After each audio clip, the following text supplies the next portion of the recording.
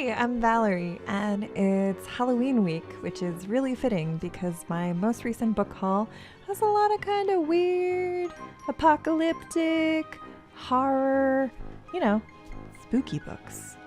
I most recently was able to attend my local Ephrata Public Library Friends of the Library book sale, and I, for the first time, paid a special admission to get in a night early. I was a little bit surprised, perhaps naively so, at how many other people also did the same thing, including how many resellers. Not that there's anything wrong with resellers. But let me show you what I found. I did get some books that I'm excited to read, and I'm happy to share them with you. So, first book is Pigs in Heaven. It's a Barbara Kingsolver.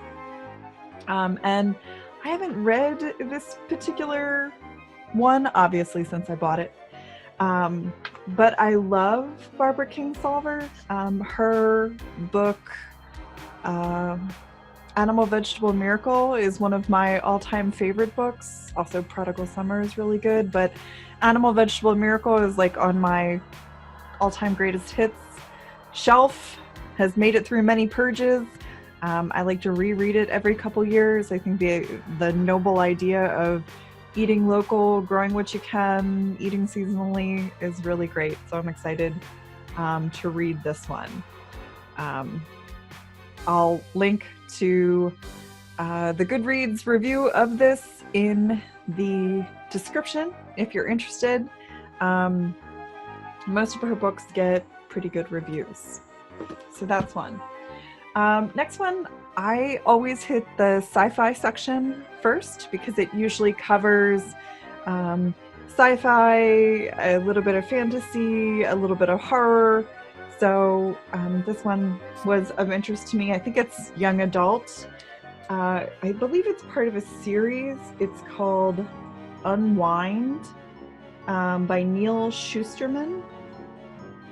And the whole concept is that it's in the future. There's been a second civil war fought over reproductive rights, and life is inviolable from the moment of conception until age of 13. But between the ages of 13 and 18, parents can have their child unwound, whereby all of the child's organs are transplanted into different donors, so life doesn't technically end. So I don't know. I thought that was like a really neat concept, especially in today's climate of, are women's reproductive rights still going to be kept intact? Is women's right to choose, all that good stuff. So this one I'm excited to read. Like I said, it came across to me that it was it's a young adult, but I'll give it a try. Next one looks like a terrible paperback vampire novel, but it is October, and it's going to be Halloween before we know it, so I'm excited. I like it. Even smells like a paperback. It's got the kind where, you're going to end up with inky hands. This is called Vampire Winter by Lois Tilton. For more than 100 years, he walked only by night. Now the night was endless. And it seems like it's combining what is one of my absolute favorite genres, which is post-apocalyptic fiction, with vampires, which is hard to beat for me. It seems like there's been some sort of cataclysm. Chicago's in ruin, burning on the horizon. The destruction seemed total, but he had to find survivors. If no one lived, he would not be able to feed. So there's been some kind of huge event, cataclysmic event, and the vampire's woken up from it and is looking for survivors to feed on. So, hello, Halloween. Another one I picked up immediately. It's a zombie book. I like the zombies. This one is called Apocalypse of the Dead by Joe McKinney. Says author of Dead City. I haven't read Dead City, but I will try this. And the back is, and the dead shall rise, 2 hellish years. That's how long it's been since the hurricanes flooded the Gulf Coast, and the dead rose up from the ruins. The cities were quarantined, the infected contained. Any unlucky survivors were left to fend for themselves. A feast for the dead. So, little light reading again for October. Next one is This, I Believe, The Personal Philosophies of Remarkable Men and Women. And this is essays from the NPR series. I love This, I Believe. I'm a crier, and this regularly makes me cry. So I'm hoping this will be just as powerful as listening to them. So I'm looking forward to reading this. The next one is a notable book from the New York Times Book Review of the year. And there were actually several copies of this kind of interspersed. It's Red Brick, Black Mountain, White Clay by Christopher Benefi. Reflections on Art, Family, and Survival. So the cover art actually intrigued me. I also liked the title. And it's historical nonfiction. It's a generational memoir of one incredible family, revealing America's unique craft tradition. Sharing stories, the author is sharing stories of his mother's upbringing in rural North Carolina among centuries-old folk potteries, of his father's escape from Nazi Europe, of his great-aunt and uncle Ani and Joseph Albers, famously exiled at Black Mountain College. So that's interesting from like a historical aspect to me, and also the idea of mountain folk tradition, folk art appeals to me as well. So looks like a good one. Another potentially young adult, I'm not sure if it's young adults. This one is called The Corn Wolf by Tristan Egolf. And the Kirkus review on the cover says, a mutant amalgamum of Jack Kerouac and Harry Crews with talent to burn, heady over the top fun. This one, I was interested in the art. It's an interesting color. Isn't it funny, the things that kind of draw you to a book? But it was the tagline on the back that kind of hooked me in. It says, you can't keep a good Amish werewolf down. So this sounds like it's taking place, it's mentioning Blue Ball, which is a town, 15 minutes from here. So sort of, it looks like some local fiction, I'm guessing, which is intriguing to me. So I decided to grab this one too. And the books, of course, are always so cheap, like, $1 for a paperback book, $2 for hardcover. So even when you're like, I'm not sure this is going to be the most highbrow thing, you go for it. Getting into the hardcover here, the next one was I believe Barnes and Noble. You know how they have the overruns, the cheaper ones. This is from that. It's called Vampires in the Lemon Grove, and it's by Karen Russell. And it's a book of short stories. And it was from the author of the New York Times bestseller Swamplandia, which I vaguely recall. I don't remember a lot of detail, but I know that was a finalist for the Pulitzer Prize because it's telling me that in the book cover.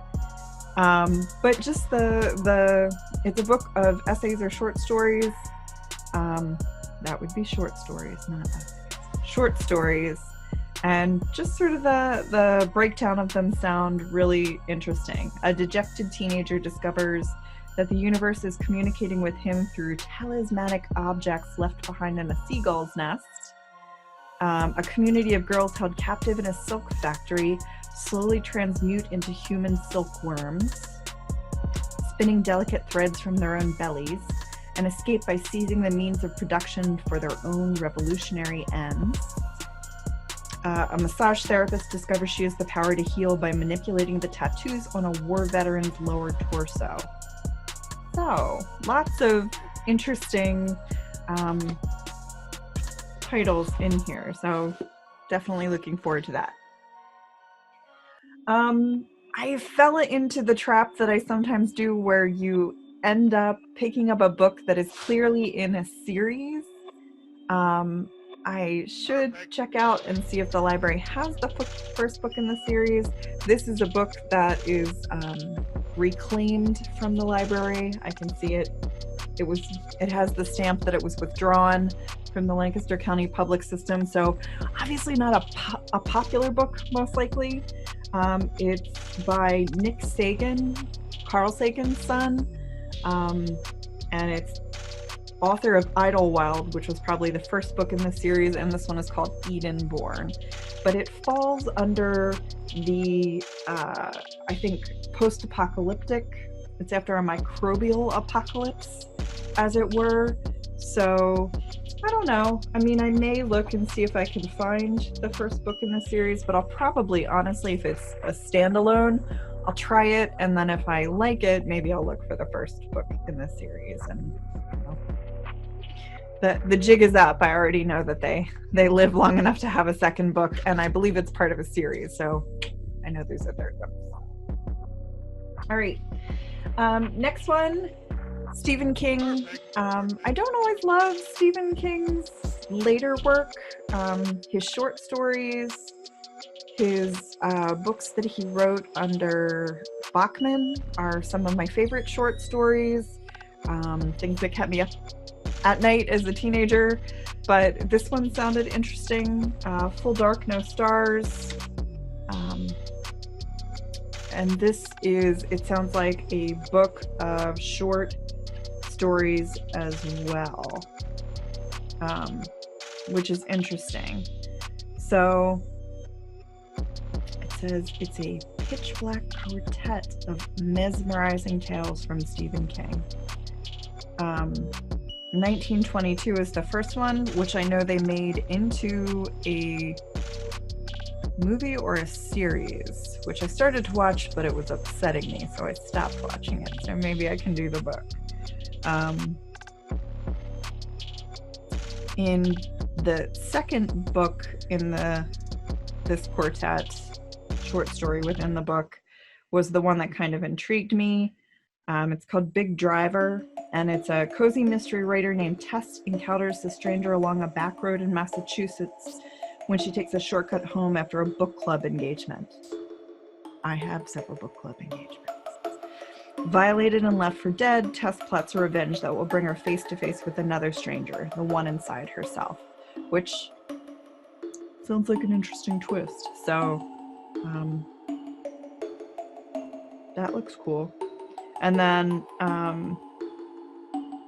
another one is a woman looking in the garage while her husband's away on a trip, finds a box that contains some clues that lead her to believe that he is a monster.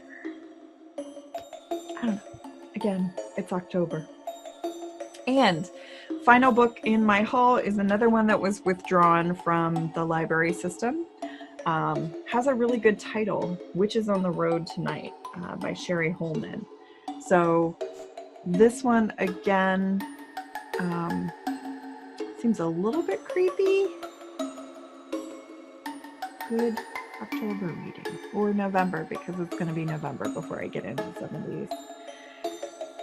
So this, according to the Interfacing, it uncovers the secrets and lies that echo the 3 generations of one Appalachian family.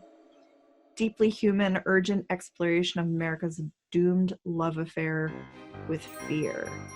So, I don't know. That sounds cool. Anyway, I perhaps will review these as I get through them and let you know how they turn out. Like I said, I will link in the description to the Goodreads entries for these books, and maybe you want to read along. Let me know if any of them sound particularly good that you want me to start somewhere. Thanks for watching. If you liked this, like, comment, subscribe.